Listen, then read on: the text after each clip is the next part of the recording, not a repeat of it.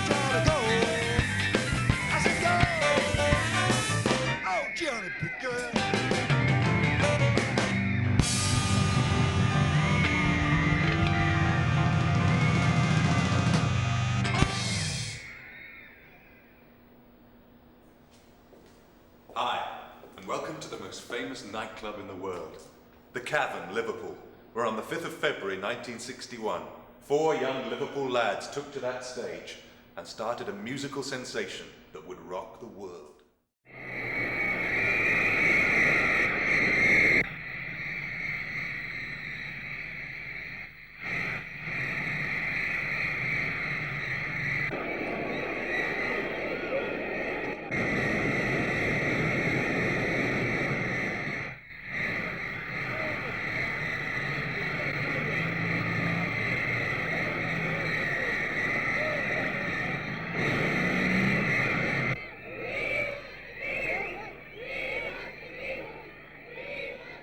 Cavern opened as a jazz club in 1957, and the Beatles played here 292 times.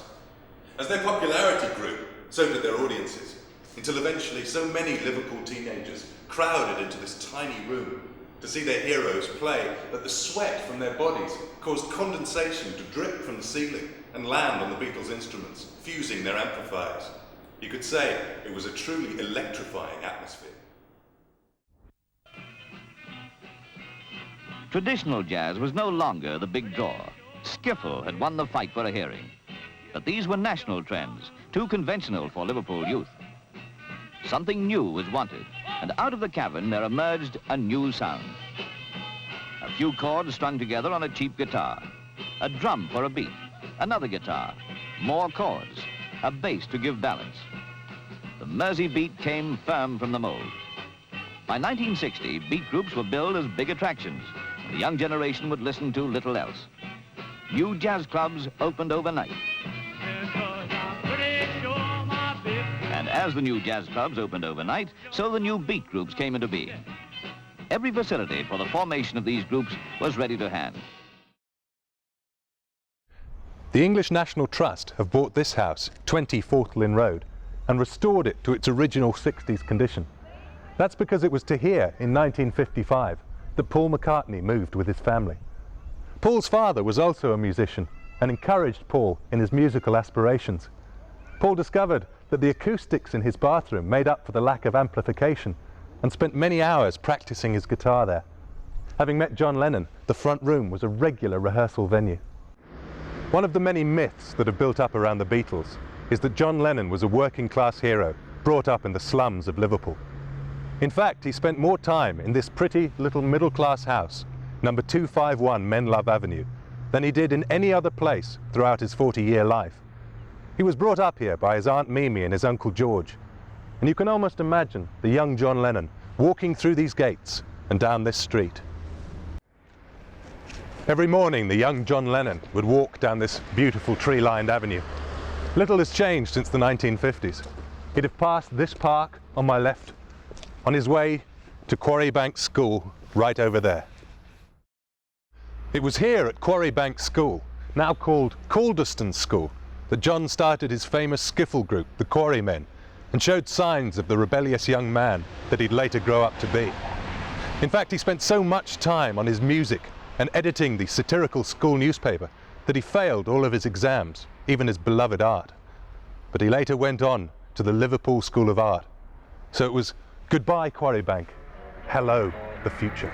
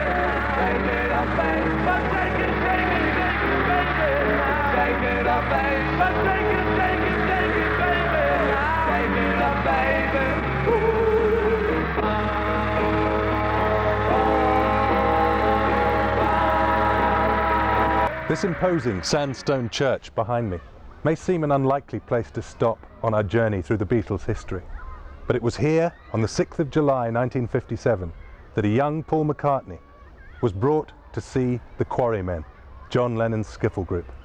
In a field behind this church, Paul saw the young John Lennon play for the first time and was very impressed, even though John forgot many of the words to the 50s songs he was singing and had to improvise. If you look around this graveyard, you'll find the occasional inspirational clue to the Beatles' presence. Eleanor Rigby's gravestone, Father Mackenzie, all lying in front of the church where the wedding had been. Ken Rawlinson, you're the caretaker of St. Peter's Church. I am, yes. Can you tell us about the Beatles' connection with this church? Well, 40 odd years ago the Beatles played here as a skiffle group on the field at the back in the daytime and in the big church hall in the evening. And this is where John and Paul first met? It is, yes. I believe that there are, in the graveyard, there are some other Beatles connections. Yes, we have Eleanor Rigby's grave, from the song of course, and we think Father Mackenzie may have been from the Catholic church next door. Right, so quite a strong part of Beatles history. Yes, oh yes, yes. And I believe you recently commemorated the 40th anniversary of John and Paul's meeting. We did, that was last year, and we repeated the whole fair day and got together the old crowd, the quarrymen as they were, and they played again on the field in the afternoon and in the evening in the hall as a skiffle group. And I've heard there was a story about some aircraft that flew over. Yes, 2 planes came over, 2 small planes, and we thought it was Yoko and Paul who could have been in them, just to have a look at the day. And they sent their best wishes to you, I believe. They sent us letters wishing us the best for the day and so on, yes. So this must be something of a mecca for Beatles fans. Do you get a lot of tourists We here? do, yes, many tourists from all over the world, in fact, yes. Right. Well, thank you very much, Ken. Right, fine, thank you. It was in this tiny council house, number 174 Mackett's Lane, that the youngest member of the Beatles, George Harrison, lived. His father was a bus driver, and the family lived here until 1965, when the pressure of fame forced them to move to a house in nearby Warrington that George bought for his father. In stark contrast to the relative prosperity of the areas where John, Paul and George grew up, Richard Starkey, Ringo's star, was born here in the working class heart of Liverpool, the Dingle, at number 9 Madryn Street. This house that heard Ringo Starr's first newborn cries is now derelict, the windows boarded up. Even the original door is gone, and they've replaced it with a second-hand door. Ringo lived here for 6 years, until his mother, to take advantage of lower rents, swapped this house with a friend and moved across the way to Admiral Grove. Has Ringo suggested you should stop work as a Liverpool Corporation painter? He certainly has, but I don't want to move. I like my job and I like the people I work with. They've been really wonderful to me. Has Ringo's affluence made any difference to you at all? No, not in a way. I'm happy for him, like, that what he's doing, like, he's got security for the rest of his life. And we're quite happy about it, the wife and I.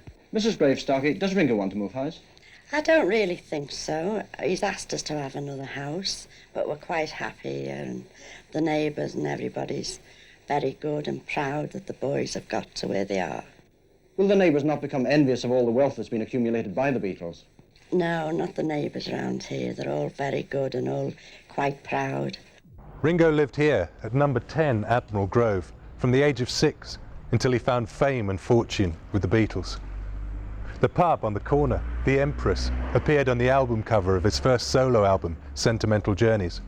And Ringo's stepfather and his mother clung on to this house until the fan power pushed them out.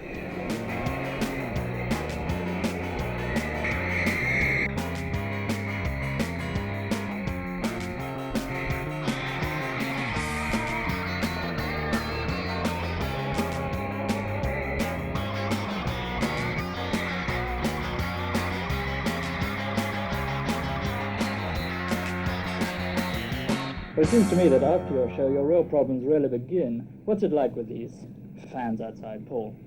At first, it's murder, because, you know, it looks as though they're going to tear you apart. Once you get the hang of it, you get used to it, and I think it gets a bit easier. Have you ever been in physical danger from your fans? Well, occasionally, yes. Only when there's been a big mob, you know, a really big one. But usually they're quite nice if there's only a few at a time when you meet them. Yeah. What is it? Do you deliberately try and create these sort of screaming reactions? No, we just, you know, arrive at the theatre and they're always there waiting. And whenever we're doing a show, the police always come and say, don't look out the window, you know. I'm dying to look out. As well as being a songwriter, John Lennon was a poet and a talented artist. He studied art here at the Liverpool College of Art, just around the corner from where Paul and George were going to high school. The Liverpool Institute, behind me, was Paul McCartney and George Harrison's secondary school. Paul was a natural student and passed his exams with ease, while George, the natural rebel, hated to wear the school uniform. When the building was closed, Paul bought it and established the Liverpool School for Performing Arts, not unlike New York's Fame School. It's just possible by doing this that one day you may see another group of Liverpool lads capture the world's musical stage from the humble beginnings of this sandstone building. In October 1963, the Ivor Novello Awards are announced. These prestigious awards are sponsored by the British Association of Songwriters, Composers and Authors. Some awards are decided by sales and others by a panel of judges.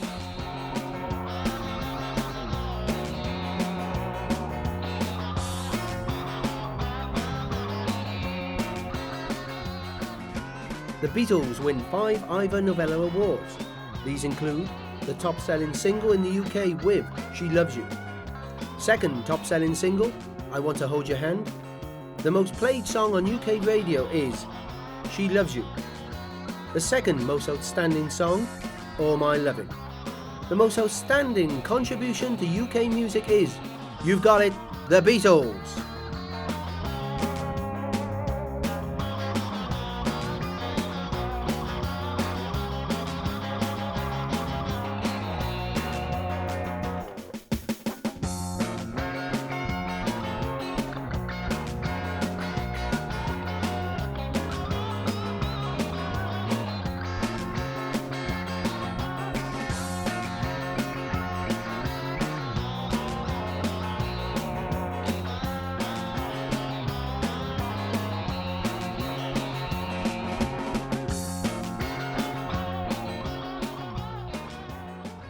Behind us is the Prince of Wales Theatre. This was the venue for the Beatles' most famous British concert, wasn't it? Yeah, absolutely. It was November 1963. They played the Royal Command performance in the presence of the Queen Mother and Princess Margaret. Paul, have you thought about your act for the show yet? Any changes in the act, or is it going to be, you know, the usual routine? No, we'll have to change it, I'm sure. We can't... No, stop it. We'll have to change it, but we can't do the same thing all the time. We haven't thought about what we're going to do yet. Suits with collars on? Brush party in never hair? Know. Something like that? I may not wear suits. You never know. We've no idea. John, in this royal variety show, when you're appearing before royalty, your language has got to be pretty good, obviously. This thing about Ted Heath saying that he couldn't distinguish. I can't understand the Queen's Teddy. English. I can't understand Teddy saying that at all, really. I'm not going to vote for Ted. But you're not going to change your act just for the Lord Privy Seal? Oh, no, like, we'll keep, like, the same kind of thing, like, won't we? Oh, well, yes. Yeah, that's right.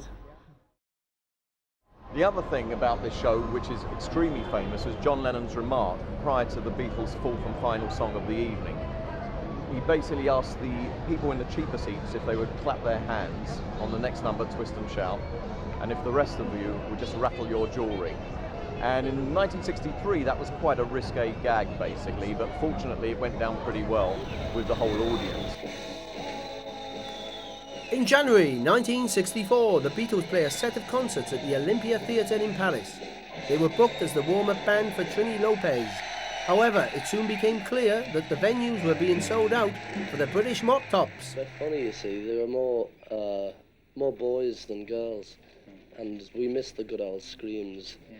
But, you know, there were quite a lot of shouts, but...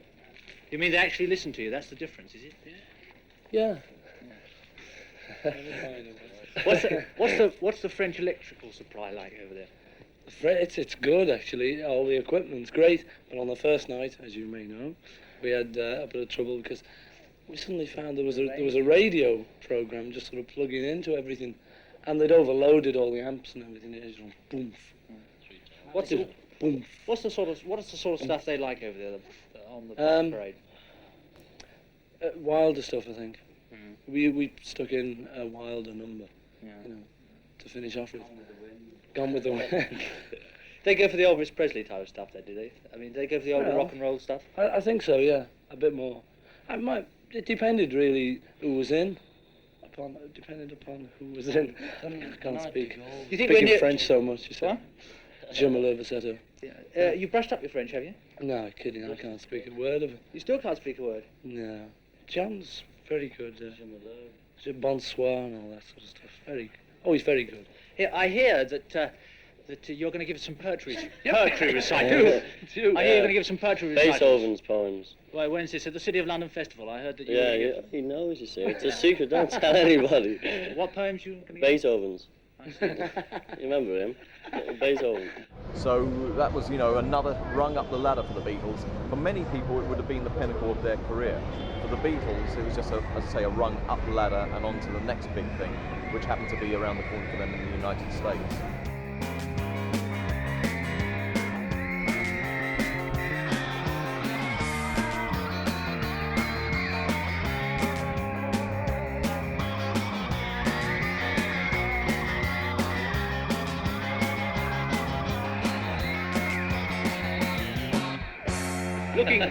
Looking forward to this American trip. Have you had any reaction over there? You got any fan clubs going? Is there well, there's one supposed to be started, and they're getting quite good response, you know. 12,000 letters a day. But the Beatle movement's going over there. Yeah, you can even be a Beatle booster, folks. Yeah. I must tell you, by the way, that Detroit University have got to stamp out the Beatle movement. I know. Yeah, we've heard about that. Detroit. They think your haircuts are un-American. Well, it was very observant of them, because we aren't American, actually. True, that. True.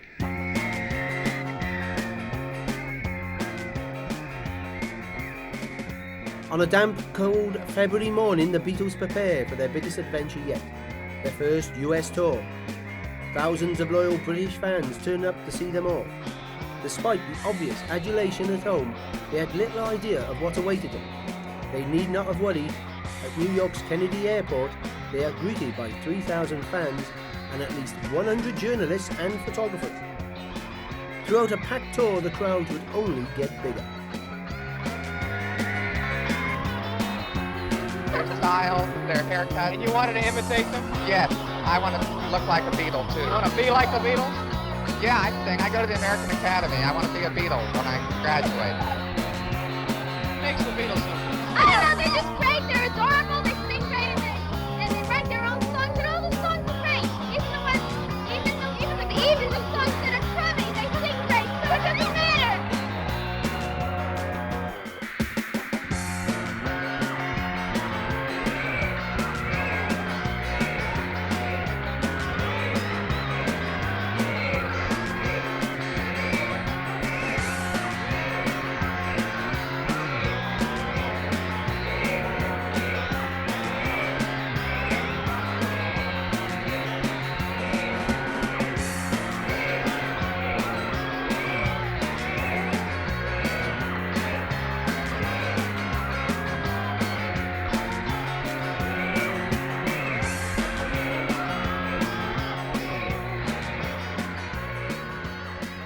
Tired but lazy, John, Paul, George and Ringo return triumphant to the UK, where they are met by thousands of their fans at the airport who have obviously missed them.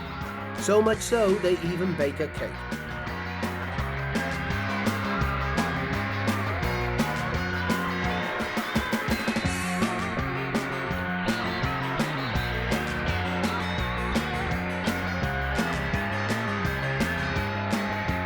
Would you like to grow up to be a Beatle? Yeah.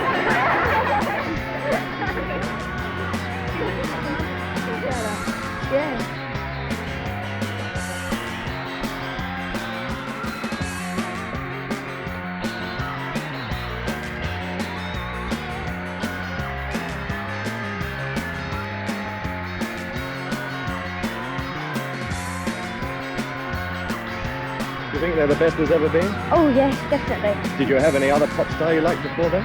No. The way they sing, their clothes, their hair, and Ringo Starr. But what's so special about them that makes you come out here on such a horrible day? Well, they're just, they're great. It sounds different. Well, it was before the other groups came out.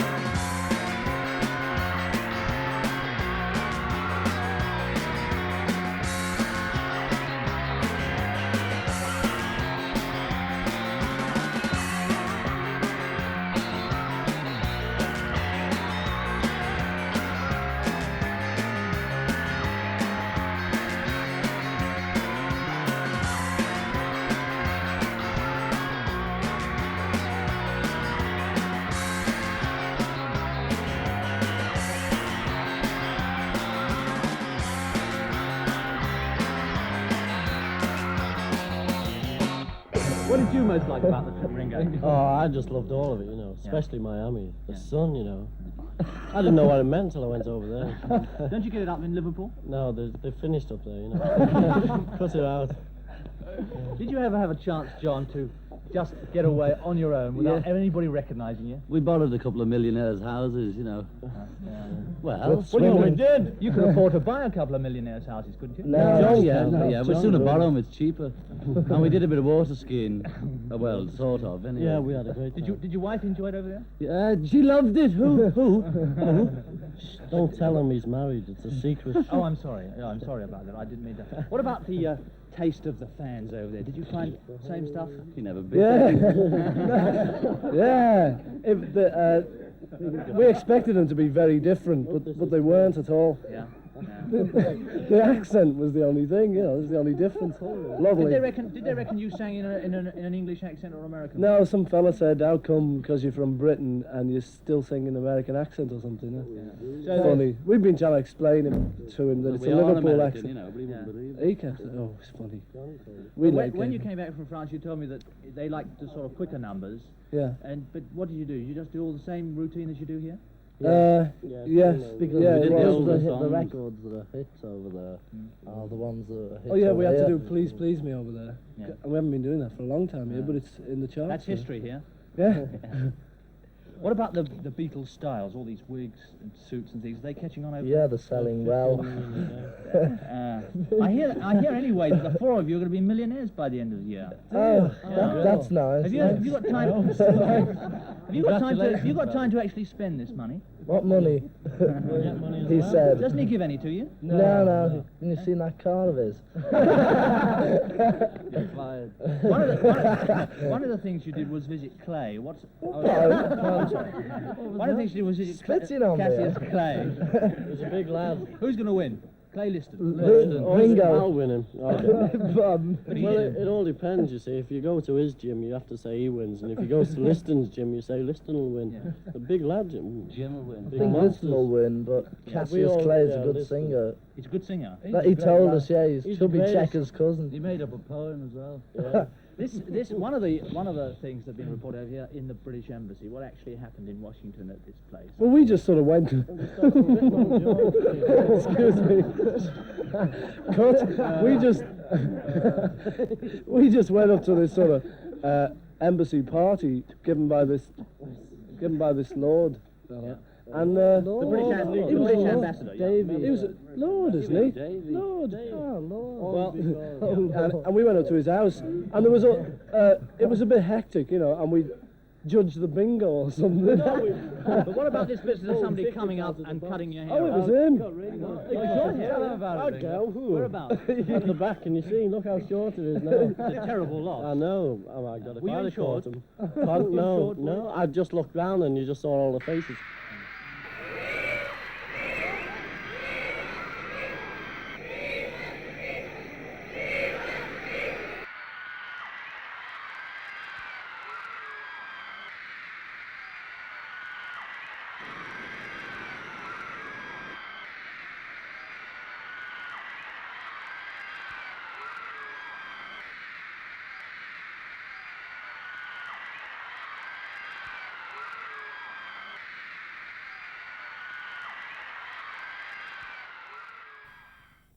What's it feel like to be 21? The same. Come. I don't really fancy 21. I much rather like 20. It's sort of nice round figure and all that. Happy birthday to you, 23 today. Thank you very much. Tell me, what presents have you got? George, will you come in? Let's go back a bit. Craig, can you come under me? George. George, put one in your mouth. Everybody back. 4-foot high cake and 52 bags of stuff to be looked through. So I can't say at the moment. I'd like to say thanks a lot anyway, because, thousands of people have sent me things. Thank you, everybody. Very nice.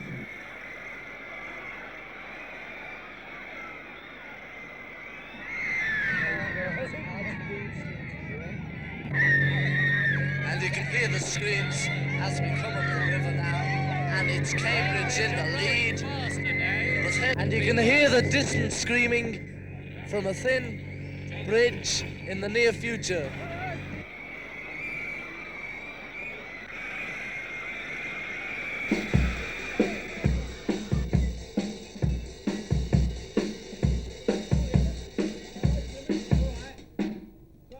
Got it, Jamie.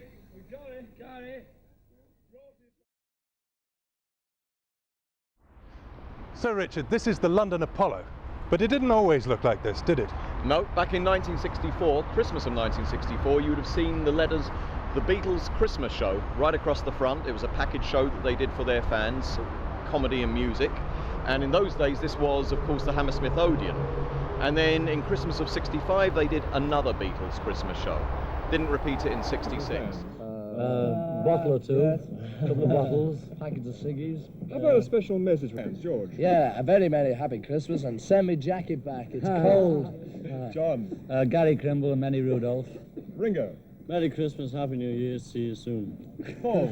Lots of luck and many presents and happy Crimble. That's all I think.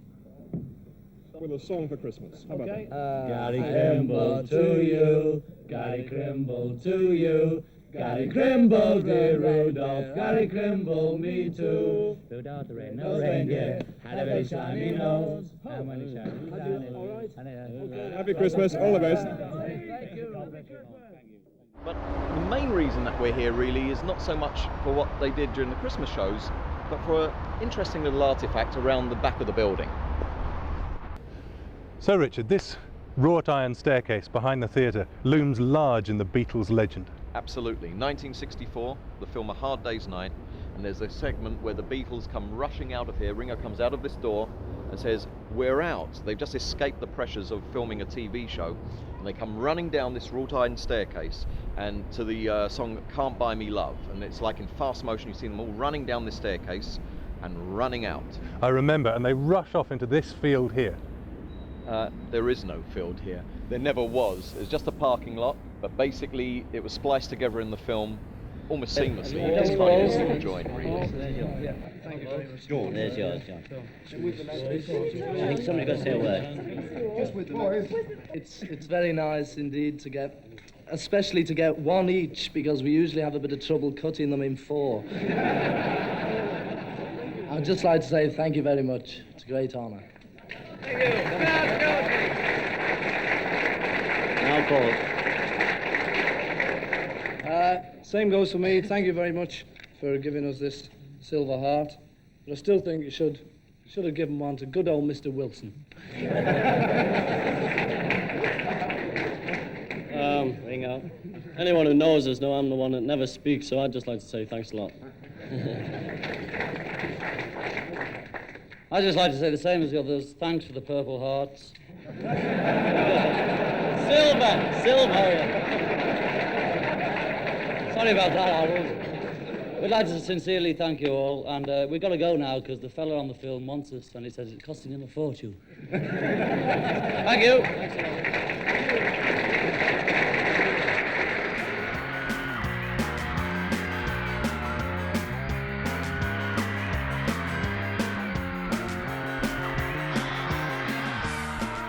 Playing a television director in Hard Day's Night, and as I walked on the set before we started shooting, we started to talk, and it was as if we'd known each other all our lives. It was the most extraordinary thing. I think it's because they came from Liverpool, and I came from South Wales. That those kind of backgrounds that we sort of hit it off straight away, and we just started talking, and well, we hadn't really started.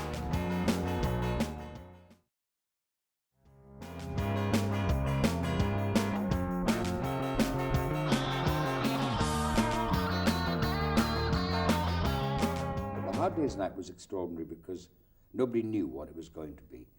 And in fact, the producer himself had no idea that it was going to be such a success. And it was filmed in a theatre, La Scala Theatre in London, which is now, of course, pulled out. And when we got on the set, I was playing the television director. And they didn't keep to the script that much. And Dick Lest had about 4 or 5 cameras working at once to catch them looking natural, rather than when you do face a camera, sometimes people first face it, they stiffen up. But to make them look natural, he had about 4 or 5 cameras. You'd be talking in a scene, and a cameraman would suddenly crawl between your legs with a handheld camera, you know, and you just kept going.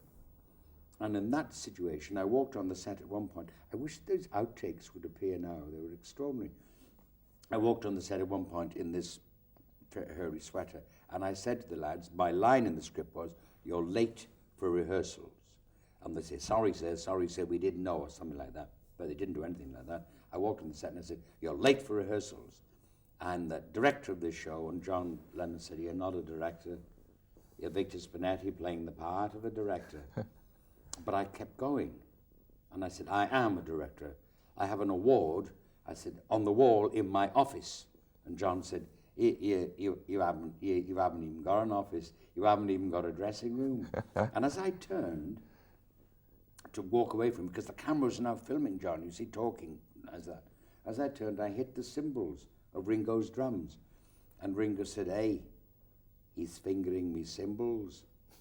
And John then, quick as a flash, said, "Oh, well, then he must be a television director, because television directors are famous cymbal fingerers." The Beatles' second film, Help, is guaranteed success when both Princess Margaret and Lord Snowdon attend its premiere. both the album and single inevitably hit the #1 spot.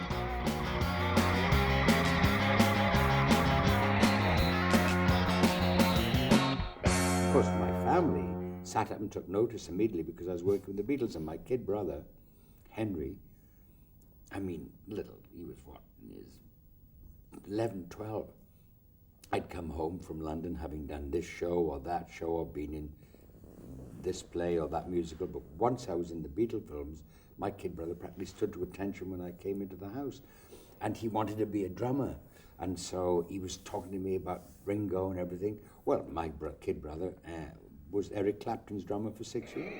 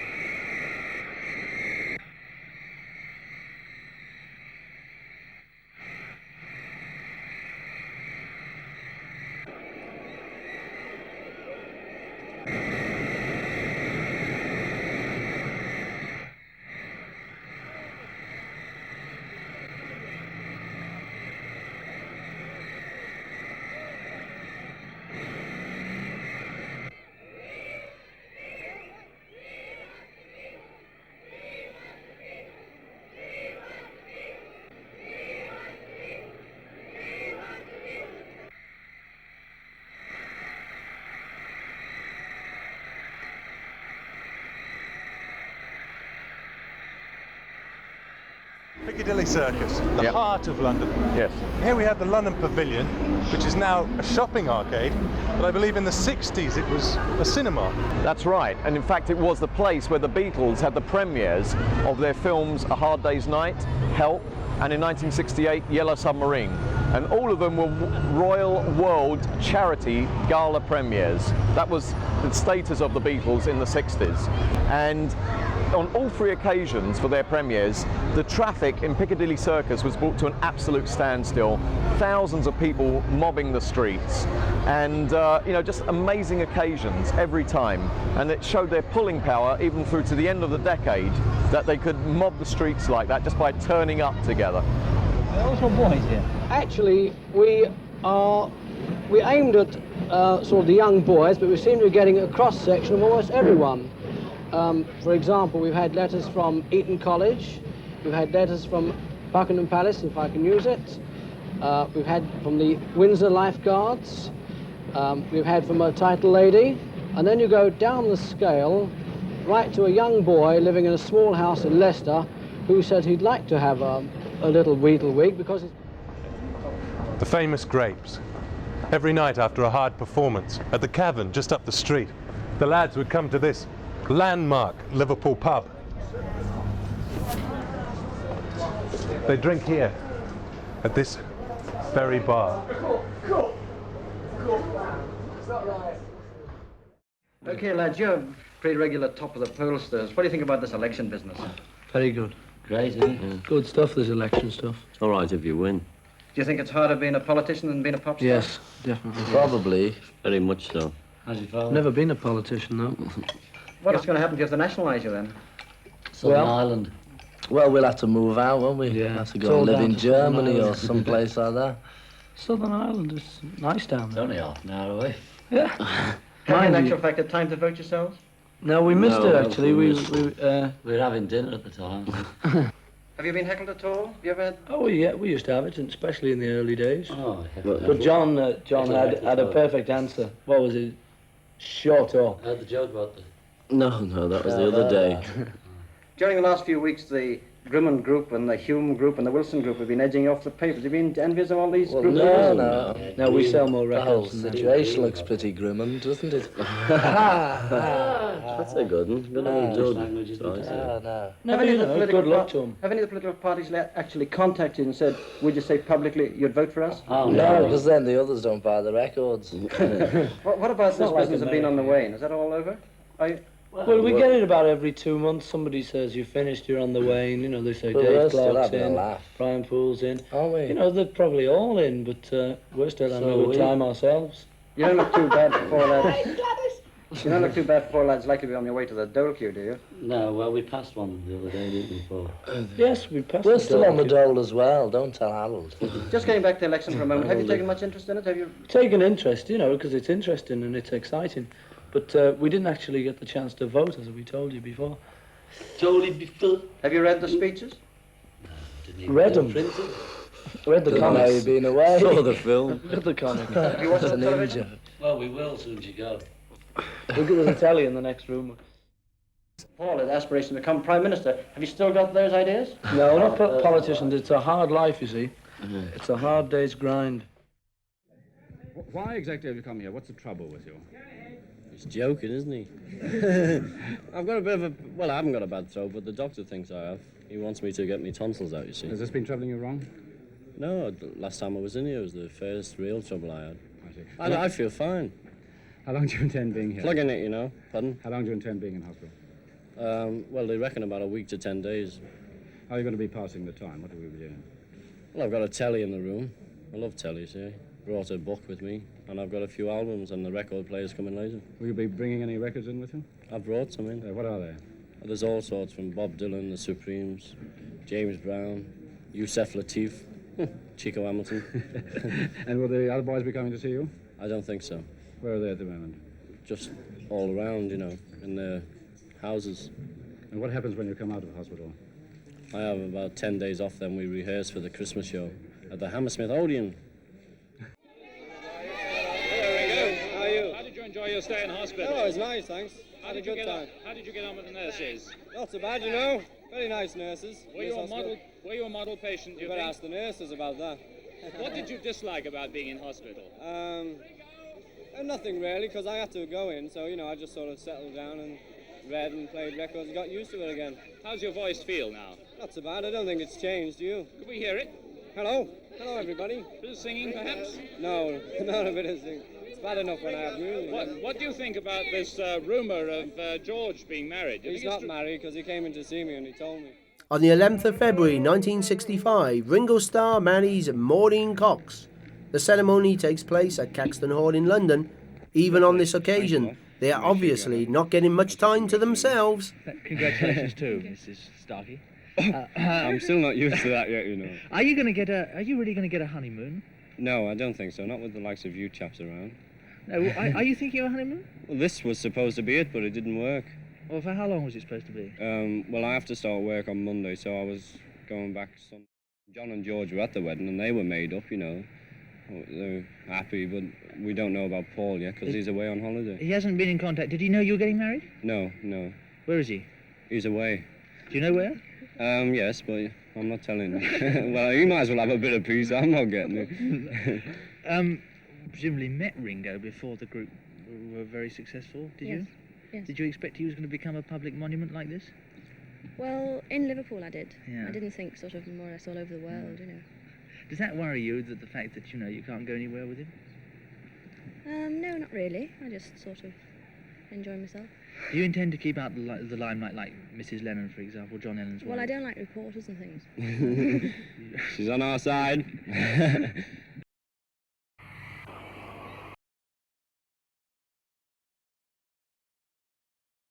I was standing on the balcony with him in Salzburg when we were doing Help.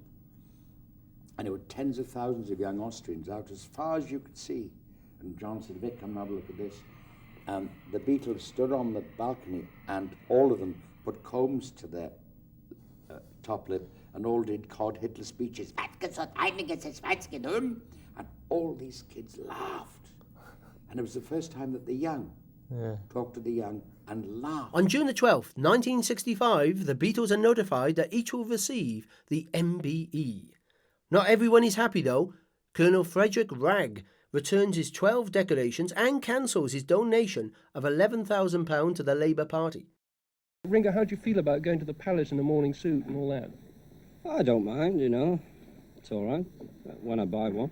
You haven't got one? No, not yet. I've got an evening suit. That'll do. I don't think it will. Different from a morning suit. Well, I'll just go in my pyjamas then.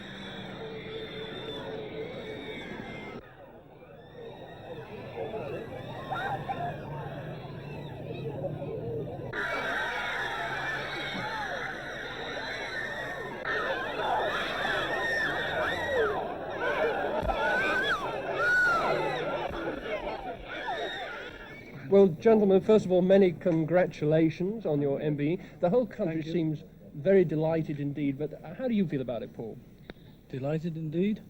You know, I'm glad everyone's delighted.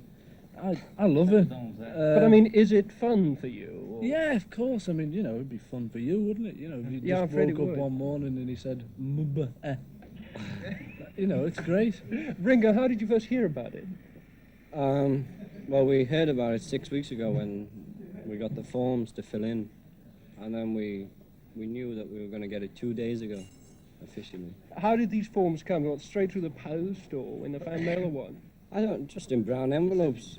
They were delivered by somebody, you know, by hand. I think one of Brian's secretaries. I'll tell you. All right, I'll how did it happen? They were sent from the Prime Minister at Downing Street to our manager's office, and they were delivered from there to Twickenham, where we were filming. And then about the day later, we just found them, and we thought we were being called up for the army.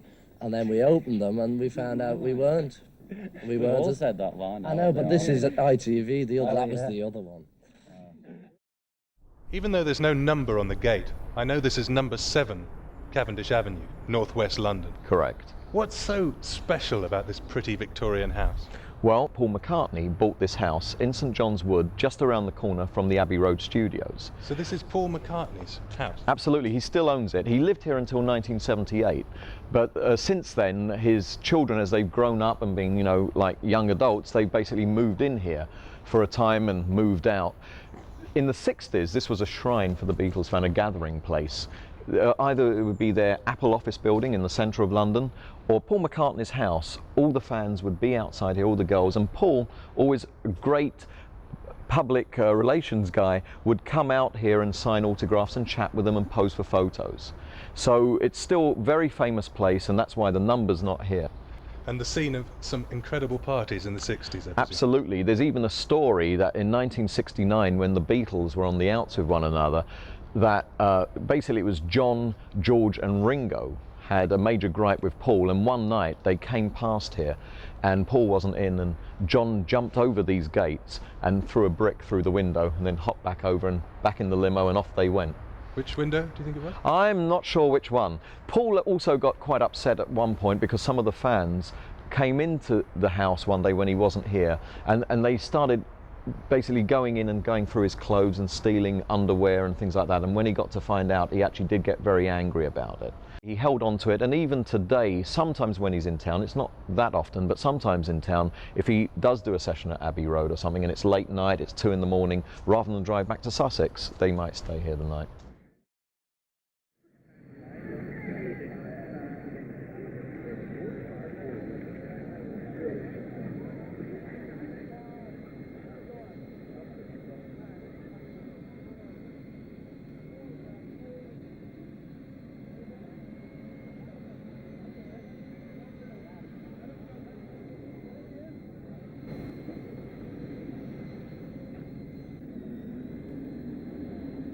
Is this your first trip south? No, we've been to Texas before. Where are you going when you leave here?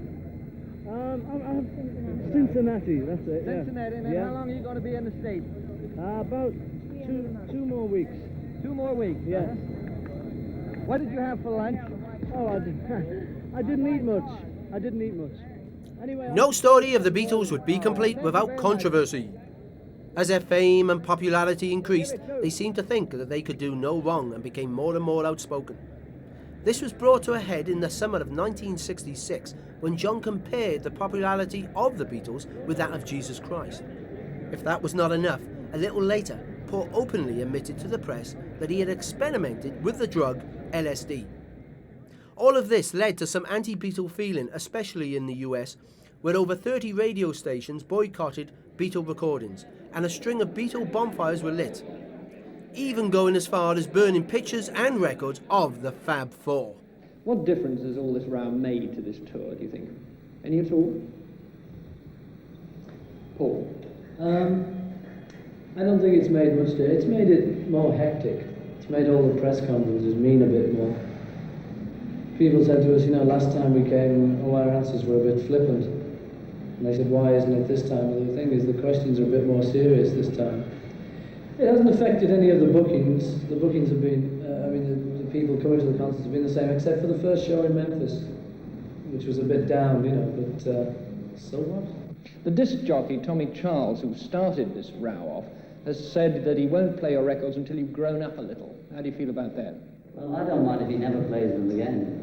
You see, this is the thing, you know, everyone seems to think that when they hear us say things like this, that we're so childish, you know. I mean, you can't say things like that unless you're a silly little child. But And if he was grown up, he wouldn't have done the thing, because he only did it for a stunt anyway.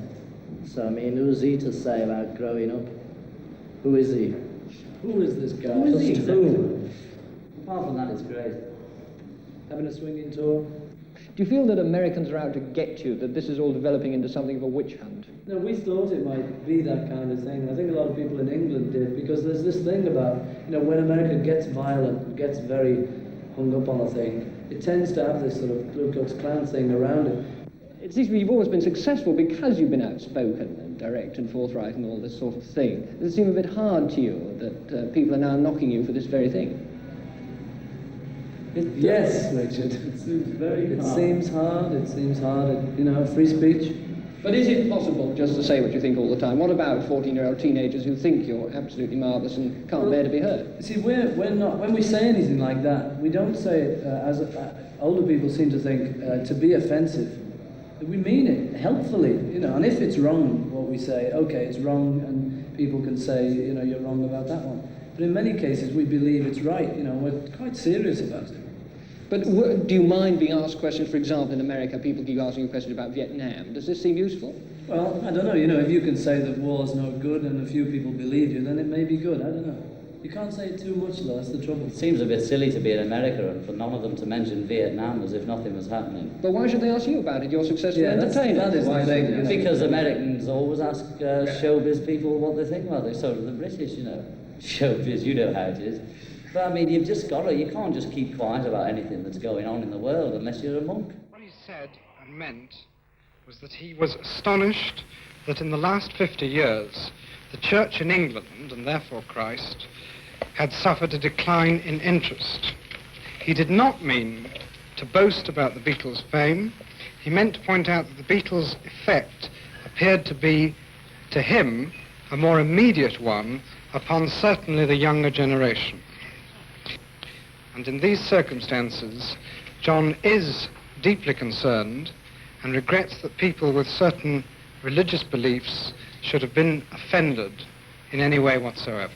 It doesn't matter about people not liking our records or not liking the way we look or what we say. You know, they're entitled to not like us, and we're entitled not to have anything to do with them if we don't want to, or not to regard them. You know, we've all got our rights, you know. Harold. Paul, how often have you taken LSD? 4 times. And where did you get it from? Oh, you know, I mean, if I was to say where I got it from, you know, it's illegal and everything. It's silly to say that, you know, so I'd rather not say that. Don't you believe that this was a matter which you should have kept private? But the thing is, you know, that I was asked a question by a newspaper, and the decision was whether to tell a lie or to tell him the truth, you know.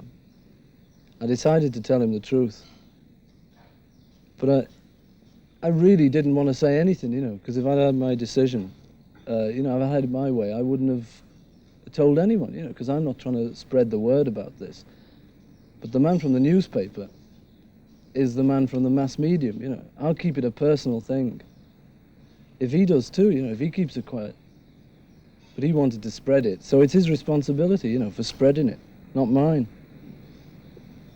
But you're a public figure, and you said it in the first place, and you must have known that it would have made the newspapers. Yes, but to say it, you know, is only to tell the truth. I'm telling the truth, you know. I don't know what everyone's so angry about. Well, do you think you have now encouraged your fans to take drugs? I don't think it'll make any difference, you know. I don't think my fans are going to take drugs just because I did, you know. But the thing is, that's not the point anyway, you know. I was asked whether I had or not. And then from then on, the whole bit about how far it's going to go and how many people it's going to encourage is up to the newspapers and up to you, you know, on television. I mean, you're spreading this now at this moment. This is going into all the homes, you know, in Britain. And I'd rather it didn't, you know.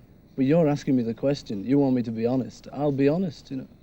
But as a public figure, surely you've got a responsibility to lots and No, lots it's of you've teenagers. got the responsibility. You've got the responsibility not to spread this now.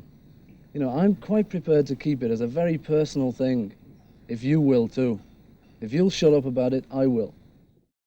I remember one day going down to spend a day with George, and it was the most wonderful day.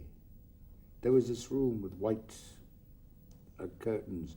There was George in this white outfit, dhoti, whatever they call those Indian outfits, playing this 1,000-year-old white sitar. And it's only me sitting there saying, listen to this, Vic, it's amazing, this.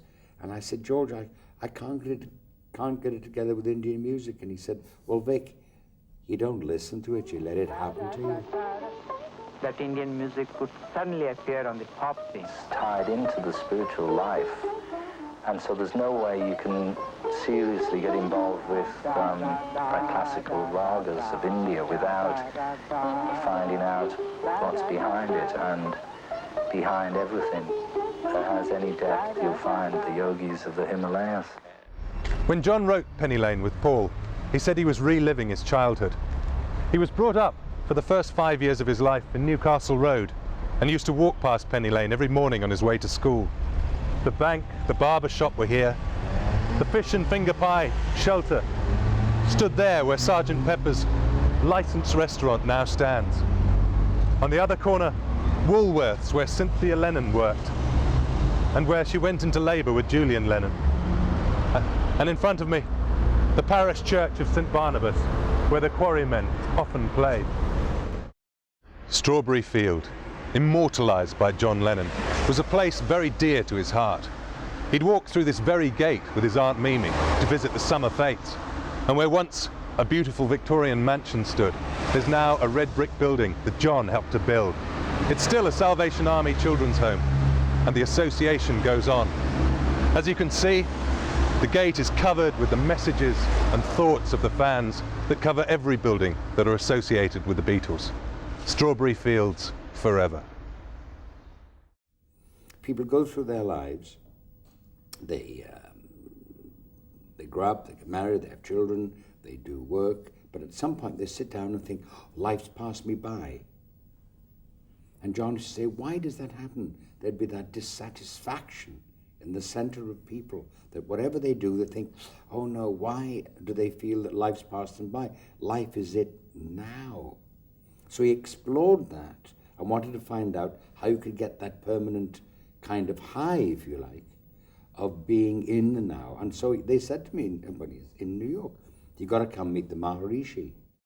And I went to meet him. It was at the Plaza Hotel. And he's sitting in this room with all these flowers and incense and candles. And sitting there in the middle of this room, there are all these people sitting around. He took a present, took an orange or an apple or a banana or something. And he sat there smiling and giggling away. And this lady said at one point, excuse me, Your Highness, but how do you teach children the principles of transcendental meditation? And he screamed with laughter and said, my dear lady, they invented it. By this morning they feel quite fresh. Have they seen you yet? Mm. They have last night? Yesterday, the moment they came, they met me for about 10 minutes. And then now they have been with me from about 10 o'clock. Did you get any calls today? After their breakfast. How long were they together with you? From 10 until now, I think about 3 hours. And what did you do? Did you meditate or did you talk? Meditation and some talk. And He was trying to tell them how to live in the moment, which is John was always talking about. How do you live in that moment of saying, right, this is me now. Why should I feel when I'm older disappointed or whatever, and maybe fighting out of that depression. That's why he was searching for that. To attain this, they have to have a deep and clear experience of being. Following an accidental overdose of drugs and alcohol, Brian Epstein, the Beatles' long-time manager and friend, is found dead at his London apartment. He was only 27 years old. Would you be today without Mr. Epstein? I don't know. Are you driving down to London tonight? Yes, somebody's taking us down, yeah. You heard the news this afternoon, I believe. Yes. And Paul's already gone down? Yes. I see. You've no idea what your plans are for tomorrow? No, we'd just go and find out, you know, and just have to play everything by ear. Yes. I understand that Mr. Epstein was to be initiated here tomorrow. Yes. When was he coming up? Was he coming up in the afternoon? Tomorrow, just Monday, that's all we knew. Had you told him very much about the spiritual regeneration movement? Well, as much as we'd learned about spiritualism and various things of that nature, then we'd tried to pass on to him, and he was equally as interested as we are, as everybody should be. He wanted to know about life as much as we do. Had you spoken to him since since you became interested this weekend? No. I spoke to him Wednesday evening, the evening before we first saw Maharishi's lecture, and he was in great spirits. And when did he tell you that he'd like to be initiated? Well, when we arrived here on, I think Friday, we got a telephone call later that day to say that Brian would follow us up and be here Monday. Do you intend returning to Bangor before the end of this conference? We probably won't have time now, because Maharishi will only be here till about Thursday, and we'll have so much to do in London that we'll have to meet him again some other time. Brian Epstein's funeral service is held at the Green Park Synagogue in Liverpool. He is later buried at the Kirkdale Cemetery.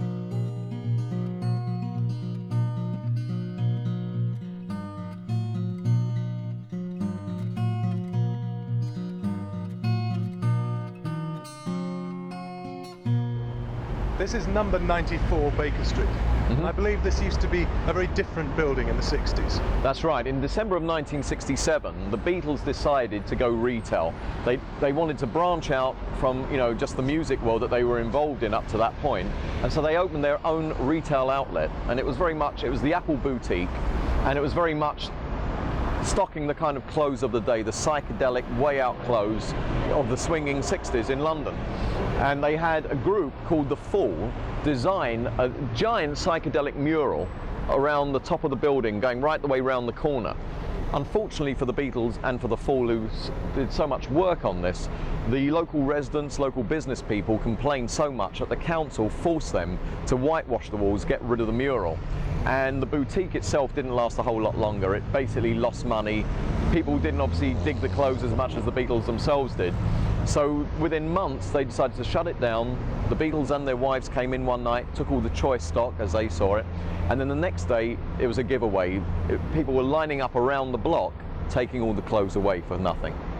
But at one point this was a core part of the business. Absolutely, yeah. But it was also the way that Apple began to unravel.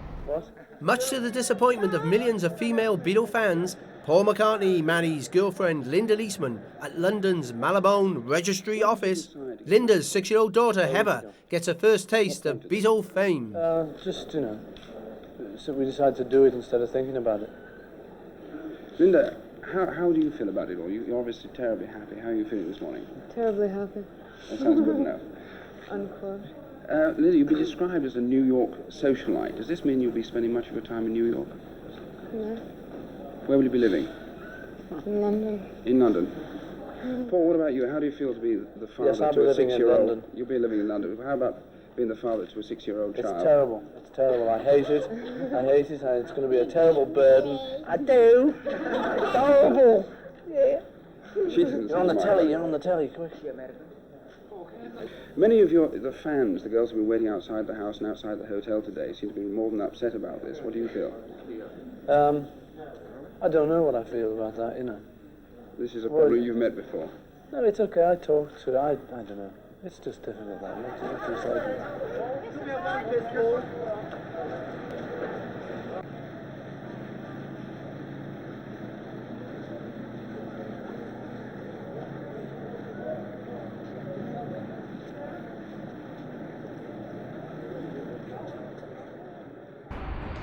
And this is the famous Abbey Road crossing. The famous Abbey Road crossing in London, St John's Wood. How many millions of feet do you think have stepped on that crossing since the famous album cover? I'd say a few more than just the 8 feet of the Beatles back in 1969. That crossing, morning, noon and night, has tourists from all over the world going across. Screeching brakes are heard by the studio. Residents have to put up with all these people. And this wall, the studio's front wall at Abbey Road, is a shrine to the Beatles. Presumably some of this graffiti's been here since the 60s. I don't think so. In the 60s, this was absolutely beautiful and pristine white, and so it is every 3 months, believe it or not. Really? This is just the last 3 months of graffiti that you see, and the studio does its best every time just to keep it clean, and the fans come straight back. Over there, through the railings, we see the loading bay for Studio 2. That is where the equipment would get loaded in and also trucked out. And Studio 2, the studio where the Beatles did most of their most famous recordings. And then the steps to the studio, the main entrance there, that is basically where the group would go in and out of. In the 60s, the fans would quite often just see the group going in, going out. There was no big fuss made of that back then. And there are photos of the fans basically meeting the group in this forecourt. Hey, can I have a word? Are the Beatles going to go their own ways in 1967? They could be, you know, on our own or together. We're always involved with each other, whatever we're doing. Could you ever see a time when, in fact, you weren't working together? I could see us working not together for a period, but we'd always get together for one reason or other. I mean, you need other people for ideas as well, but, you know, and we all get along fine. Will you be doing films on your own next year? No, I don't want to make a career of it. I did it just because I felt like doing it, and if Dick Lester asked me, and I said yes, and I wouldn't have done it if the others hadn't liked it. You know? They said fine, because we were on holiday anyway. Do the others have film ambitions on their own? No, nobody's particularly interested in it. I'm not all that mad on it. What do you really want to do? I mean, do you write songs? I don't know, I just want to do a few things, you know. Yeah. You haven't really decided exactly what... No, I'll try a few things, you know, but I just found out a bit more about films doing that. You know. What's this? The songwriting team thing will keep going on whatever happens, will it? Yeah, we'll probably carry on writing music forever, you know, whatever else we're doing. Because you just can't stop. You know, you find yourself doing it whether you want to or not. But do you think the tours, like the American tours and the English one, you know, the stands in England... You know, there must be a point where they don't work anymore because they're not to do with what we're doing, record-wise or film-wise. Hi, and what's your name? My name is Jack. And where are you from, Jack? From Norway. You've come all the way from Norway to see the Abbey Road studios? Yes. You know, Beatles mean such a lot for me, so that's why I just had to come here. And are the Beatles still very big in Norway? Oh yes, Beatles big in Norway. They will always be, yeah. Paul, good evening. Hello. John Edwards right here. How are you? Can I just have a brief word with you? Yeah? If you never toured again, would it worry you? I don't know. No, I don't think so. Wouldn't worry you? But because the only thing about that, you see, is that performance for us, see, it's gone downhill, performance, because we can't develop when no one can hear us, you know what I mean? So for us to perform is, it's difficult, gets difficult each time. You mean they don't listen to you, and therefore you don't want to do that? Oh yeah, we want to do it, but if we're not listened to, then, and we can't even hear ourselves, then we can't improve in that. We can't get any better. So we're trying to get better with things like recording. How are you? Can I stop you? Well, have a brief word with you. I just want to ask you, do you think that in the new year that you're going to be going your own ways instead of being a group? No. No? No, definitely not. What about another word? Do you have any special memories of the Beatles at all? I remember when I was young, my grandfather, he used to sing Beatles songs to me that he heard on the radio. Really? Yes, he certainly did, yeah. And do you collect Beatles memorabilia? I certainly do, yes. I have books and records, odds and ends, little statuettes and things like that, yes.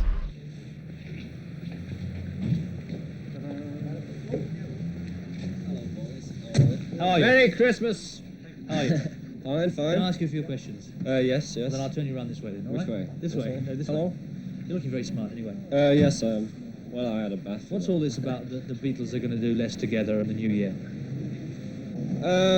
Yeah, we won't be too... The thing is, you see, to do things together, the four of us, it's going to be the old things all over again, you know.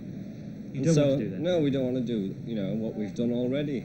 So the thing is, because of the film, you know, we can't get a decent script, or we're still trying for one. If we don't do that, we'll most probably all do something else different, you know, for next year. On your own? Yes, but, I mean, it's not like breaking up. We'll still be coming back together at the end of it. Do you foresee a time when, in fact, the Beatles won't be together, and that you'll all be on your own? No. Do you get... have you got tired of each other? No. No? Have you got anything lined up on your own? Film parts, for example? Well, there may be one if we don't do one together early next year.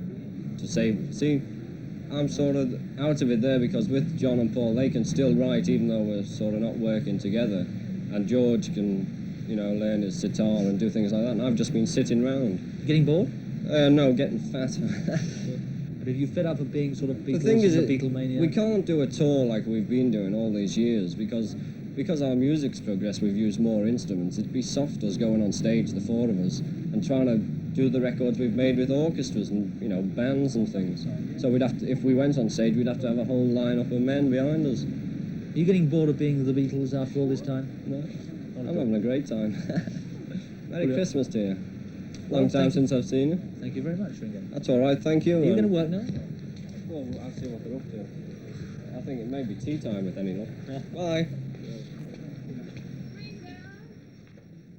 And where are you girls from? I'm from Rome, Italy. Australia. So two from Australia, where the Beatles were absolutely huge in the 60s. Enormous. Enormous? They're still enormous today? Still. Because in 1964 they had the top 6 places in your album charts. Just 9 days after Paul McCartney's wedding, John Lennon marries Yoko Ono in Gibraltar. Shortly after the ceremony, they fly to Amsterdam, where their honeymoon becomes the famous bedding for peace. The spring, you know. So this is part of your honeymoon? Yes. Yes. How are you enjoying married life? It's beautiful, you know. It's beautiful. Some of the things people have said about you haven't been very kind lately. No. Does this get you down? Well, it's so much that it got past being depressing. It's got into a joke again, you know. It was a bit depressing the way they kept picking on Yoko, you know, and saying she was ugly and all personal things like that, but I know she isn't, so. What about the future of the Beatles? Do you feel that you're still a group? I mean, you've gone through a lot of phases. Sure. You know, we're closer now, you know, than we ever were. While you're in bed and you're giving your press conferences in pillowcases and all that, are you laughing at us? No. It's no more than you're laughing at us, you know. I mean, we have a laugh. We think it's funny that the front page news should be the fact that 2 people went to bed on their honeymoon. We see the funny side of it.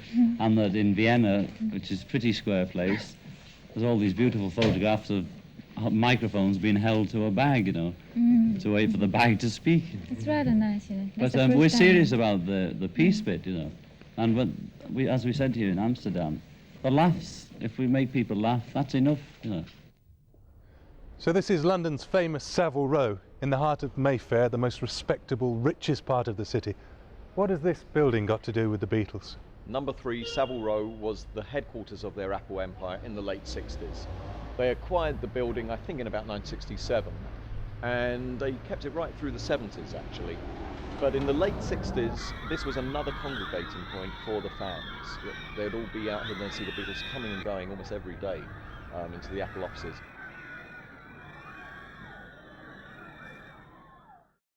And even this door, believe it or not, has got a story to it. Basically, this was a door for the fans to etch all their graffiti onto, pens, pen knives. In those days it was white, painted white. And even long after the Beatles had disbanded, people would come here, again, almost as a shrine, and etch all their messages of love or whatever for the Beatles. Eventually the door was auctioned off, went to auction. There was a second door by the new company who moved in after Apple had vacated the premises, and that door got smothered in graffiti, once again auctioned off. But now I think time has passed, you know, long gone are the days that the Beatles were here, and so now, as we can see, the floor seems to have been left alone, albeit the number 3's been picked up. I wonder.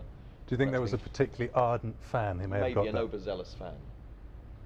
In the basement of the building, they had their own recording studio, which in the film Let It Be, in the second half of the film, you see them in that recording studio with Billy Preston on keyboards. And up on the roof, there's the flat roof up there, where at the end of the Let It Be film, they give their final live performance. It was the final performance they ever gave. That was in December of 1969. And that performance kind of went into Beatle folklore because not only was it their last live appearance, but also it brought the London lunchtime traffic to an absolute standstill. The secretaries were leaving the offices to hear the sound. They couldn't see the Beatles because they were too far back, but they could hear it. Some people actually did go to the trouble of climbing up to the roof. And at the end of the film, you see that the police finally answer the complaints of the employers and pull the jacks out of the back of the Beatles amplifiers, and that ends the film.